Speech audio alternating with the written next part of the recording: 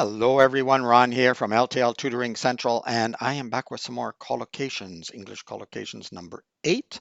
However, there are over 20 collocations videos in the playlist. I'll put a link down below to the playlist for collocations. There's also a playlist for idioms, and there's a playlist for story reading and other videos that I do as well, so you might want to check all of those out. Also, don't forget to, if you're going to take one of my Udemy courses, don't forget to send me an email and ask me for a coupon. Just let me know which course you'd like to take, and I can send you a coupon for a huge savings, generally between $9.99 US to $13.99, which is a lot lower than the listed prices. I know Udemy has sales too, so if they have one, that's fine. But if you want a coupon, definitely shoot me an email and I can send you a coupon. They only last for 5 days. So I can't just post one down below. It won't last long enough. I'd have to keep coming back to all my videos and keep posting over and over again. So that's not going to work. Also, don't forget to check out some of the other videos on the channel. There's all kinds of videos that you can check. There's a few math videos, but there's a lot of English about writing and reading and comprehension. So check that out. Don't forget to hit the subscribe button. It helps the channel a lot. Thank you very much to everyone who has subscribed and liked videos and commented.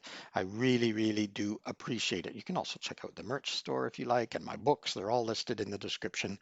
All right, let's get going with English collocations number 8.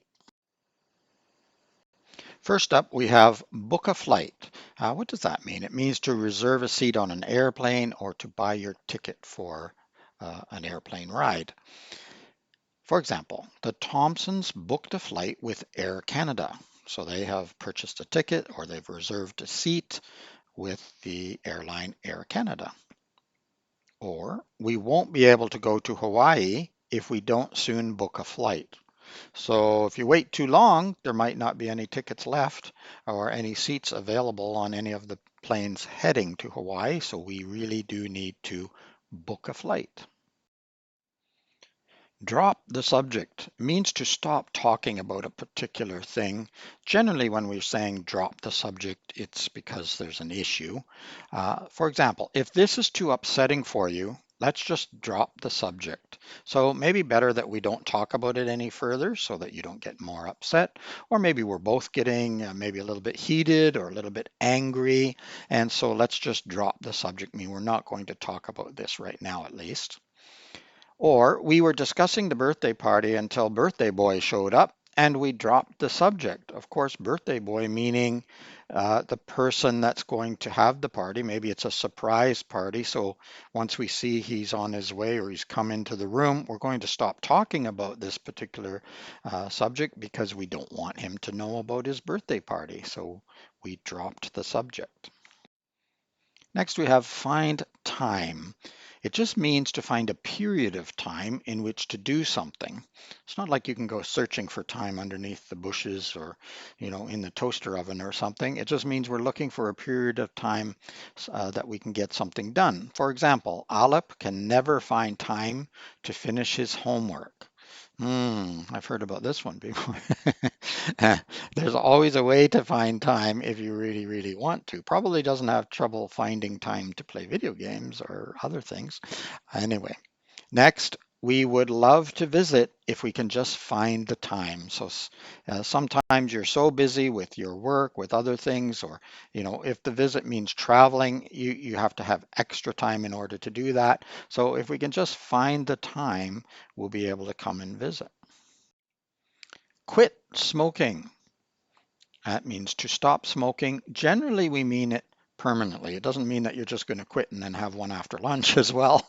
It generally means you're stopping for a long period of time, maybe forever, hopefully forever. It's good advice. For example, there are many programs to help people quit smoking. So there are a lot of programs out there now and devices and other things to help people to stop smoking permanently so that they can break themselves of that habit. Or after the latest tax increase on cigarettes, Charles quit smoking. So Charles decided, you know what? I'm not going to give any more money to the government. I'm tired of it. And also, cigarettes aren't good for my health. So he quit smoking. I'm kind of thinking what maybe Charles thought. Raise hopes means to make someone feel more hopeful. For example, The weather forecast raised Tommy's hopes that the game would be played tomorrow. So maybe there was some risk of rain or snow or something else, and the game could be canceled. Or maybe it's just a really important game, and Tommy definitely wants to play the game, have the game happen. So when he saw the weather forecast and saw it's going to be nice weather, it raised his hopes. Or the positive polling results raised the candidate's hopes that she would win the election. So again, we have something coming out that shows that possibly she's going to win whatever election she's running in. And so it has raised her hopes that she can.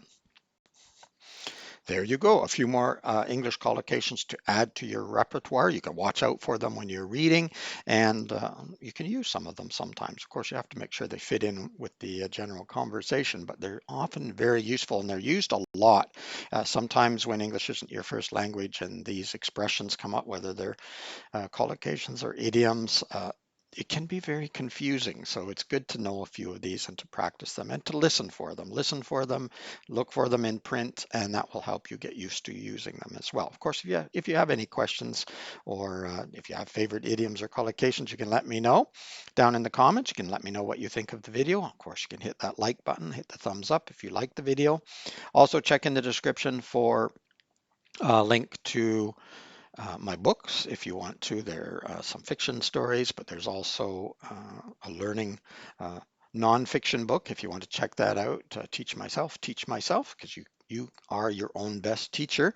So you can check that. You can read it for free, if I get my words out, for free if you have, I think it's called Kindle Unlimited, but it's a very reasonable price for the paperback versions as well.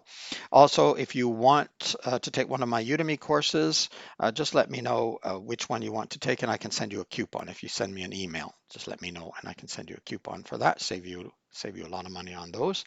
And those are courses that you basically do on your own, but I do read your comments, and some of them have assignments you can send in, and I do have a look at those and send back suggestions on how to improve. So you might be interested in that. If you are interested in my private tutoring services, locally, I do them here at the big table, but I do them online as well for anyone around the world, as long as you have a connection. If you don't, you're probably not watching this video. Just send me an email. I can send you more information about that as well. Don't forget to hit that subscribe button. Other than that, keep learning, keep having fun. Until next time, bye-bye for now.